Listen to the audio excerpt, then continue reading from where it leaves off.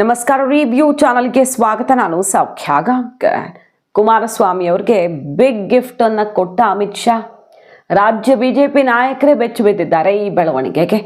ರಾಜ್ಯ ನಾಯಕರಿಗೆ ನಿಜಕ್ಕೂ ಆಘಾತಕಾರಿ ಇದು. ಯಡಿಯೂರಪ್ಪ ಆ್ಯಂಡ್ ಕ್ಯಾಂಪ್ ವಿಜೇಂದ್ರ ಅವ್ರಿಗೆ ಇಡೀ ಟೀಮ್ ಈಗ ಬಹಳ ಡಿಸ್ಟರ್ಬ್ ಆಗಿರೋದು ಇದೊಂದು ಬೆಳವಣಿಗೆಯಿಂದ. ಕುಮಾರಸ್ವಾಮಿ ಅವರ ಕೈ ಚಳಕ ಯಾವ ರೀತಿ ಕೆಲಸ ಮಾಡಿದೆ ನೋಡಿ, ವೆರಿ ಇಂಟ್ರೆಸ್ಟಿಂಗ್.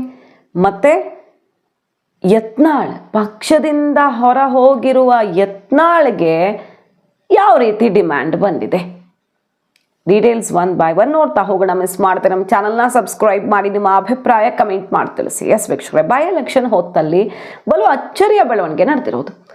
ಕಡೆ ಕ್ಷಣದಲ್ಲಿ ಈಗ ಘೋಷಣೆ ಆಗ್ಬಿಡ್ತಲ್ಲ ದಾವಣಗೆರೆ ಟಿಕೆಟು, ಕಡೆ ಕ್ಷಣದಲ್ಲಿ ಆ ಟಿಕೆಟು ಚೇಂಜ್ ಆಗತ್ತಾ, ಘೋಷಣೆ ಆಗಿರೋ ಅಭ್ಯರ್ಥಿ ಚೇಂಜ್ ಆಗ್ತಾರಾ, ಇಂಥದ್ದೊಂದು ಹೊಸ ಚರ್ಚೆ ಬೇರೆ ಹುಟ್ಟಾಕ್ಬಿಟ್ಟಿದ್ದಾರೆ ಯತ್ನಾಳ್ ಅವರು. ಅದೆಲ್ಲ ನೋಡ್ತಾ ಹೋಗೋಣ ನೋಡಿ. ಈಗ ಕುಮಾರಸ್ವಾಮಿ ಅವರು ಹೇಳಿದಂಥ ಕ್ಯಾಂಡಿಡೇಟನ್ನು ದಾವಣಗೆರೆ ಸೌತ್ಗೆ ಬಿಜೆಪಿ ಹೈಕಮಾಂಡ್ ಫೈನಲ್ ಮಾಡಿದೆ ಅನ್ನುವಂಥ ಒಂದು ಭರ್ಜರಿ ಸುದ್ದಿ ಕೇಳಿ ಬರ್ತಿರೋದು. ಈಗ ಶ್ರೀನಿವಾಸ್ ದಾಸ್ ಕರಿಯಪ್ಪ ಅವರ ತಂದೆ ಮೂಲತಃ ದೇವೇಗೌಡರ ಜೊತೆ ಕುಮಾರಸ್ವಾಮಿ ಅವ್ರ ಜೊತೆ ಅತ್ಯಂತ ಗಟ್ಟಿಯಾಗಿ ಕಷ್ಟದ ಸಮಯದಲ್ಲೂ ಕೂಡ ಸಾಥ್ ಕೊಟ್ಟವರು. ಹಾಗಾಗಿ ಕುಮಾರಸ್ವಾಮಿ ಅವರು ಇದೊಂಥರ ಮೈತ್ರಿ ಕ್ಯಾಂಡಿಡೇಟ್ ರೀತಿಯಲ್ಲೂ ಆಗತ್ತೆ. ಕುಮಾರಸ್ವಾಮಿ ಅವರು ಶ್ರೀನಿವಾಸ್ ದಾಸ್ ಕರಿಯಪ್ಪ ಅವರ ಪರ ಪಟ್ಟು ಹಿಡಿದಿದ್ರಂತೆ. ದಾವಣಗೆರೆಯಲ್ಲಿ ಸಿದ್ದೇಶ್ವರ್ ಬಣ ಒಂದು ಕಡೆ, ಇಲ್ಲಿ ರೇಣುಕಾಚಾರ್ಯ ಬಣ, ವಿಜೇಂದ್ರ ಅವರ ಪ್ರತಿಷ್ಠೆ, ಇದೆಲ್ಲದರ ನಡುವೆ ಕಡೆಗೆ ಪಾಸ್ ಆಗಿದ್ದು ಕುಮಾರಸ್ವಾಮಿ ಅವ್ರ ಮಾತು.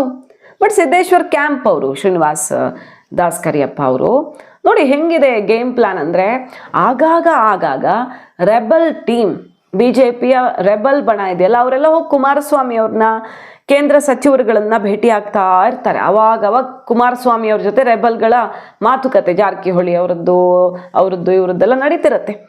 ಕುಮಾರಸ್ವಾಮಿ ಅವ್ರಿಗೆ ಬೇಕಾದಂಥ ನಾಯಕ ಕೂಡ ಇವ್ರು ಹೌದು. ಎಲ್ಲ ಫ್ಯಾಕ್ಟರ್ಸ್ ಒಂದಾಗಿವೆ.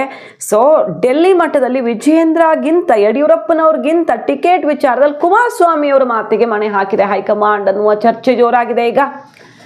ಹಾಗಾದ್ರೆ ಮುಂದಿನ 28ರ ಚುನಾವಣೆಯಲ್ಲಿ ನಮಗೆ ಕುಮಾರಸ್ವಾಮಿ ಬಹಳ ಇಂಪಾರ್ಟೆಂಟ್ ಅನ್ನೋ ಸಂದೇಶವನ್ನು ಕೊಡ್ತಾ ಹೈಕಮಾಂಡ್, ಮೈತ್ರಿಯೇ ಮೊದಲು ಉಳಿದಿದ್ದೆಲ್ಲ ಆಮೇಲೆ ಅನ್ನೋ ಮಟ್ಟಿಗೆ ಇದು ಅತಿ ದೊಡ್ಡ ಸಂದೇಶ ಅಂತ ಹೇಳಲಾಗ್ತಿದೆ.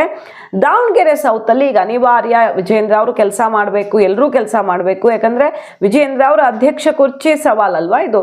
ರೇಣುಕಾಚಾರ್ಯ ಅವರು ಬರಬೇಕು, ವಿಜೇಂದ್ರ ಅವರು ಬರಬೇಕು, ಎಲ್ಲರೂ ಬರಲೇಬೇಕಾಗತ್ತೆ ಪ್ರಚಾರ ಮಾಡೋದಕ್ಕೆ. ಯಾಕಂದ್ರೆ ಅಲ್ಲಿ ಕಾಂಬಿನೇಷನ್ ಮಾಡಿರೋದೇ ಲಿಂಗಾಯತ ಅಹಿಂದ ವೋಟ್ ಬ್ಯಾಂಕ್ ಅಂತ. ಯಾಕಂದ್ರೆ ಅಲ್ಲಿ ಮುಸಲ್ಮಾನರು ಸಿಡ್ದೆದ್ದಿದ್ದಾರೆ, ಎಸ್ ಟಿ ಸಮುದಾಯದ ವೋಟ್ಸ್ ಚೆನ್ನಾಗಿದೆ, SC ST ವೋಟ್ ಬ್ಯಾಂಕ್ ತುಂಬಾ ಸ್ಟ್ರಾಂಗ್ ಆಗಿರೋ ಕ್ಷೇತ್ರ. ಸೊ ಅಹಿಂದ ಪ್ಲಸ್ ಲಿಂಗಾಯತ ಒಗ್ಗೂಡಿದ್ರೆ ಕಾಂಗ್ರೆಸ್ ಅಲ್ಲಿರೋ ಕಿತ್ತಾಟಕ್ಕೆ ನಾವು ಈಸಿಯಾಗಿ ಗೆಲ್ಲಬಹುದು. ಫಸ್ಟ್ ಟೈಮ್ BJPಗೆ ಒಂದು ಅನುಕೂಲ ಅಲ್ಲಿ ಭದ್ರಕೋಟೆ ಕಾಂಗ್ರೆಸ್ನದ್ದು. ಬಟ್ ಛಿದ್ರ ಮಾಡಬಹುದು ಅನ್ನೋ ಪ್ಲಾನ್ ಮಾಡ್ಕೊಂಡಿದ್ದಾರೆ. ಸೊ ವಿಜೇಂದ್ರ ಅವರು, ಯಡಿಯೂರಪ್ಪನವರೆಲ್ಲ ಹೋಗ್ಲೇಬೇಕಾಗತ್ತೆ.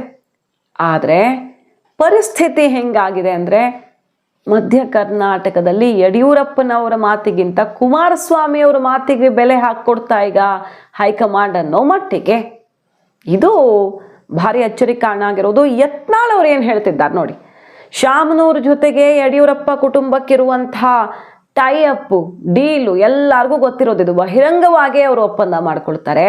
ಸೊ ಕಡೆ ಕ್ಷಣದಲ್ಲಿ ಕ್ಯಾಂಡಿಡೇಟೇ ಚೇಂಜ್ ಮಾಡಿಸಿದ್ರು ಆಶ್ಚರ್ಯ ಇಲ್ಲ ಅಂತಿದ್ದಾರೆ ಅವರು.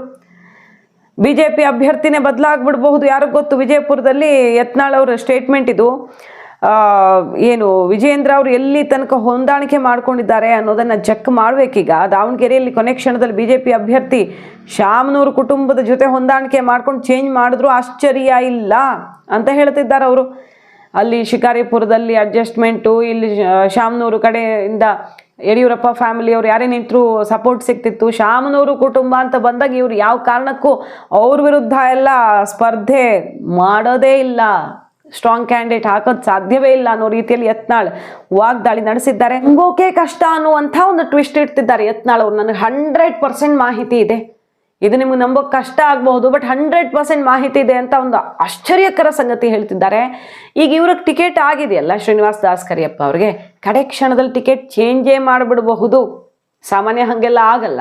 ಅದು BJP ಆ ರೀತಿ ಘೋಷಣೆ ಮಾಡಿ ಮತ್ತೆ ಚೇಂಜ್ ಮಾಡಿದ್ರೆ ಅದು ಭಾರಿ ಮುಜುಗರ ಆಗುತ್ತೆ. ಬಟ್ ಯತ್ನಾಳ್ ಅವ್ರು ಹೇಳ್ತಿರೋದು ಹಿಂಗೆ, ಕಾಂಗ್ರೆಸ್ನಲ್ಲಿ ಏನಾದರೂ ಅನಿವಾರ್ಯವಾಗಿ ಮುಸ್ಲಿಮ್ರಿಗೆ ಟಿಕೆಟ್ ಕೊಟ್ಟರೆ ಹೈಕಮಾಂಡು ಶಾಮನೂರು ಫ್ಯಾಮಿಲಿಗೆ ಟಿಕೆಟ್ ಆಗ್ಬಿಡ್ಬಹುದು ಇಲ್ಲಿಂದ ಆಶ್ಚರ್ಯಕರವಾದ ಒಂದು ಟ್ವಿಸ್ಟ್ ಇದ್ರೂ ಇರಬಹುದು ಅಂತ ಅವ್ರು ಹೇಳ್ತಿದ್ದಾರೆ. ಯಾರನ್ನು ಹಾಳು ಮಾಡಬೇಕು ಅಂತ ಅಂದ್ಕೊಂಡಿದ್ದಾರೆ ನೋಡೋಣ ಅಂತ ಯಡಿಯೂರಪ್ಪನವ್ರ ವಿರುದ್ಧ, ವಿಜೇಂದ್ರ ವಿರುದ್ಧ ಮತ್ತೆ ಅವ್ರ ಸ್ಟೈಲಲ್ಲಿ ಹರಿಹಾಯ್ದಿದ್ದಾರೆ. ಯಾರ್ಯಾರನ್ನು ಕೊಲ್ಲಬೇಕಂತಿರ್ತಾರೋ ಗೊತ್ತಾಗೋದಿಲ್ಲ. ರಾಜ್ಯ ಅಧ್ಯಕ್ಷ ಇದ್ದವ ಅವರ ಅಪ್ಪ ಕೂಡಿ ಅಲ್ಲಿ ಶಾಮನೂರು ಜೋಡೆ ಅಡ್ಜಸ್ಟ್ಮೆಂಟ್ ಐತಿ. ಅವ್ರು ಬಿ ಜೆ ಪಿ ಮಾಡ್ತಾರೋ ಇಲ್ಲೋ ನನಗೆ ಗೊತ್ತಿಲ್ಲ. ಯಾಕಂದ್ರೆ ಪಾಪ ಯಾರು ಶಾಮನೂರು ಶಿವಶಂಕರಪ್ಪನವ್ರು, ದಿವಂಗತ ಶಾಮನೂರು ಶಿವಶಂಕರಪ್ಪರು ಇದ್ದಾಗ ಶಿವಮೊಗ್ಗದಾಗ ರಾಘವೇಂದ್ರಿಗೆ ಓಟ್ ಹಾಕಂದ್ರು. ಯಡಿಯೂರಪ್ಪ ಇದ್ರೆ ಇಲ್ಲಿ ಶಾಮನೂರಿಗೆ ಓಟ್ ಹಾಕ್ಬಂತಂದ್ರು. ಮತ್ತು ಬಿ ಜೆ ಪಿ ಕಾರ್ಯಕರ್ತರು ಅದಕ್ಕೆ ಮನೆ ಹಮಾಲಿ ಮಾಡ್ಲಿಕ್ಕೆ ಶಾಮನೂರು ಮನೆಗೆ ಹಮಾಲಿ ಮಾಡ್ಲಿಕ್ಕತ್ತಾರ. ಯಡಿಯೂರಪ್ಪ ಅವ್ನ ಮಕ್ಕಳು ಸರಿಯಾಗಿ ಕೆಲಸ ಮಾಡ್ತಾರಿಲ್ಲತ್ತೆ. ಮತ್ತು ಇನ್ನೂ ಶಾಮನೂರವ್ರ ಮನೆಗೆ ಟಿಕೆಟ್ ಸಿಗ್ತೈತಿ ಇಲ್ಲ ಅನ್ನೋದು ಇನ್ನೂ ಡೌಟ್ ಇತ್ತು. ಅದೇನು ಇನ್ನೂ ಕ್ಲಿಯರ್ ಆಗಿಲ್ಲ. ಒಂದು ಹೊಂದಾಣಿಕೆ ಒಂದು ವ್ಯವಸ್ಥೆ ಕರ್ನಾಟಕದ ಯಡಿಯೂರಪ್ಪ ಕುಟುಂಬ ಶಾಮನೂರು ಮಾಡ್ಕೊಂಡಾರೆ. ಒಂದು ವೇಳೆ ಕಾಂಗ್ರೆಸ್ನಲ್ಲಿ ಮುಸ್ಲಿಮ್ರಿಗೆ ಕೊಟ್ಟರೆ, ಶಾಮನೂರು ಮಲ್ಲಿಕಾರ್ಜುನ ಮಗನಿಗೆ ಬಿ ಜೆ ಪಿಗೆ ತಂದು ಟಿಕೆಟ್ ಕೊಟ್ಟರು ಆಶ್ಚರ್ಯ ಇಲ್ಲ. ಇದು ನನಗೆ 100ಕ್ಕೆ 100 ಗೊತ್ತಿರುವ ಮಾಹಿತಿ. ಕೊನೆ ಕ್ಷಣದಲ್ಲಿ ಹೇಳಿಕ್ಕಾಗೋದಿಲ್ಲ. ಎಷ್ಟೋ ವಿಧಾನಸಭೆಗಳು ಬಿ ಜೆ ಪಿಯಲ್ಲಿಯೂ ಎಷ್ಟೋ ಲೋಕಸಭೆ ಟಿಕೆಟ್ ಕೊಟ್ಟು ಅವ್ರು ಕಸ್ಕೊಂಡು ಮತ್ತೊಬ್ಬರು ಸಿ ಫಾರ್ಮ್ ಕೊಟ್ಟಿದ್ದು ಉದಾಹರಣೆ ಅದಾವು. ಅವರಿಗೆ ಮುಸ್ಲಿಮರು ಅಂತೂ ಗುಂಡಾಗಿರಿ ಮಾಡ್ಲಾಕತ್ತಾರೆ. ನಮ್ಗೆ ಕೊಡದೇ ಇದ್ದರೆ ನೋಡ್ತೀವಿ, ಚಾಲೆಂಜ್ ಮಾಡ್ತಾರೆ. ಇದು ನೋಡಿದ್ರೆ ಮುಸ್ಲಿಮರು ಇಷ್ಟೇ ಕಡಿಮೆ ಅದಾರಂದರೆ ಈ ರೀತಿ ರಾಜ್ಯದಲ್ಲಿ, ದೇಶದಲ್ಲಿ ಅವರು ಧಮಕಿ ಕೊಡ್ತಾರೆ. ಇನ್ನು ಅವ್ರು 40-50% ಆದರೆ ಹಿಂದೂಗಳು ಯಾರೂ MLA MP ಆಗೋದಿಲ್ಲ, ಸಿದ್ದರಾಮಯ್ಯನೂ ಆಗೋದಿಲ್ಲ. ಈಗ ನೀವೊಂದು ಅಭ್ಯರ್ಥಿ ಲಾಸ್ಟ್ ಟೈಮ್ ಹೇಳಿದ್ರಿ ಸರ್, ಬಾಗಲಕೋಟೆ ಅಭ್ಯರ್ಥಿ ಡಿಸೈಡ್ ಮಾಡಿ ಆಮೇಲೆ ಹೇಳ್ತೀನಿ ಅಂತ ಹೇಳಿ. ನೋಡೋಣ. ಈಗ ಚರಂತಿ ಮಠರು ನಮ್ಮದು ಭಾಳ ಹಳೆ ಸಂಬಂಧ ಇದೆ. ನಾವು ಅವರು ಒಂದು ರೀತಿ ಕುಟುಂಬ, ನಮ್ಮ ಕಷ್ಟ ಕಾಲದಲ್ಲಿ ಅವ್ರು ಸಹಾಯ ಮಾಡಿದ್ದಾರೆ. ಅವ್ರ ಟಿಕೆಟ್ ಬಾಗಲಕೋಟೆ ಕೊಡಿಸೋದವನು ನಾನೇ. ಹಿಂದೆ ಯಡಿಯೂರಪ್ಪ ಕೂಡ ಮನಸ್ಸಿರಲಿಲ್ಲ. ಅನಂತಕುಮಾರ್ ಅವರು, ನಾನು, ಹಿಂದಿನ ಅನೇಕ ಗುರುಗಳು ಅವ್ರು ಕೊಡ್ಬೇಕಂತ ನನಗೆ ಹೇಳಿದರು. ನಾವು ಗಲಾಟೆ ಮಾಡಿ ಅವರು ಎಲ್ಲಿವರೆಗೆ ಅಂದ್ರೆ ರಾತ್ರಿ 1 ಗಂಟೆಗೆ ನಾನು ಚರಂತಿ ಮಠರು ಫೋನ್ ಮಾಡಿದ್ರು. ಅವ್ರು ಟಿಕೆಟ್ ತಂದು ಇಲೆಕ್ಷನ್ ಕಮಿಟಿ ಮೆಂಬರ್ ಇದ್ದೆ. ಅವ್ರು ಜಗದೀಶ್ ಶೆಟ್ಟರು ಅಧ್ಯಕ್ಷರಿದ್ದರು. ನಾನು ಜಗದೀಶ್ ಶೆಟ್ಟರಿಗೆ ಫೋನ್ ಮಾಡಿ ಯಾವುದೇ ಪರಿಸ್ಥಿತಿಯಲ್ಲಿ ಚರಂತಿ ಮಠಕ್ಕೆ ಕೊಡಬೇಕು ಅಂದಾಗ ಚರಂತಿ ಮಠ ಟಿಕೆಟ್ ಕೊಟ್ಟರು. ಯಾಕಂದ್ರೆ ರಾತ್ರಿ ನನ್ನ ಗಲಾಟೆ ಮಾಡಿದ್ರು ಫೋನ್ನಾಗ ಅವರು. ನೋಡಿ ನೀವು ಟಿಕೆಟ್ ಕೊಡ್ಸಕ್ಕಂದ್ರೆ ನಾನು ಊರಿಗೆ ಹೋಗೋದಿಲ್ಲ.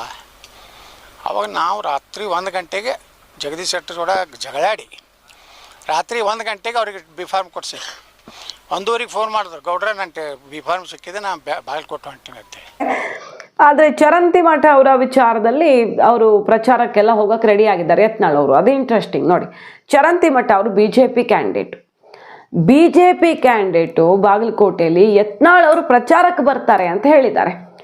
ಸೊ ಆ ಭಾಗದಲ್ಲಿ, ಉತ್ತರ ಕರ್ನಾಟಕ ಭಾಗದಲ್ಲಿ ಅವ್ರ ಸಮುದಾಯ ಮತ್ತು ಅವ್ರ ಪ್ರಭಾವ ಕಡೆಗೆ ಬಿ ಜೆ ಪಿಯಿಂದ ಉಚ್ಚಾಟಿತರಾದರೂ ಕೂಡ ಅವರು ಪ್ರಚಾರಕ್ಕೆ ಕರ್ಕೊಂಡು ಬರೋ ಮಟ್ಟಿಗೆ ಡಿಮ್ಯಾಂಡ್ ಸೃಷ್ಟಿಯಾಗಿದೆಯಾ ಯತ್ನಾಳ್ ಅವ್ರಿಗೆ?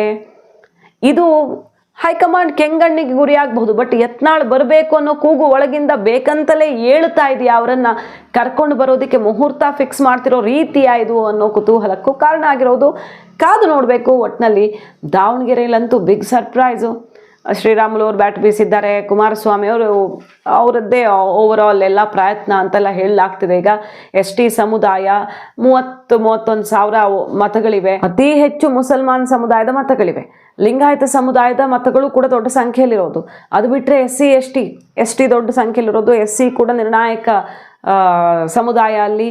ಹಾಗಾಗಿ ಅಹಿಂದ ಅಲ್ಲಿ ಮುಸಲ್ಮಾನರು ಕಾಂಗ್ರೆಸ್ ವಿರುದ್ಧ ಸಿಡಿದೆದ್ದು ನೋಟ ಒತ್ತು ಬಿಟ್ರೆ ಆಗ ದಾವಣಗೆರೆ ಚಿತ್ರಣವೇ ಚೇಂಜ್ ಆಗಿಬಿಡುತ್ತೆ ಅನ್ನೋ ಲೆಕ್ಕಾಚಾರದಲ್ಲಿ ಈಗ ಭರ್ಜರಿಯಾಗಿ ಒಂದು ಸಮೀಕರಣ ಮಾಡಿದೆ ಹೈಕಮಾಂಡ್. ಸರ್ಪ್ರೈಸ್ ಕೊಟ್ಟಿದೆ ಈ ರೀತಿ ಅಭ್ಯರ್ಥಿಯನ್ನು ಹಾಕೋ ಮೂಲಕ.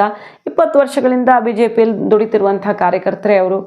ಆದರೆ ಸುಮಾರು ಸಲ ಪ್ರಯತ್ನ ವಿಫಲ ಆಗಿತ್ತು, ಟಿಕೆಟ್ ಸಿಕ್ಕಿರಲಿಲ್ಲ. ಈ ಸಲ ಯಾರೂ ಊಹಿಸಿರಲಿಲ್ಲ. ಬೇರೆ ಬೇರೆ ಹೆಸರುಗಳು, 7-8 ಹೆಸರುಗಳು ಕೇಳಿ ಬರ್ತಿತ್ತು. ಆದರೆ ಶ್ರೀನಿವಾಸ್ ದಾಸ್ ಕರಿಯಪ್ಪ ಅವರು ಪಾಸ್ ಆಗಿದ್ದಾರೆ ಹೈಕಮಾಂಡ್ ದೃಷ್ಟಿಯಲ್ಲಿ.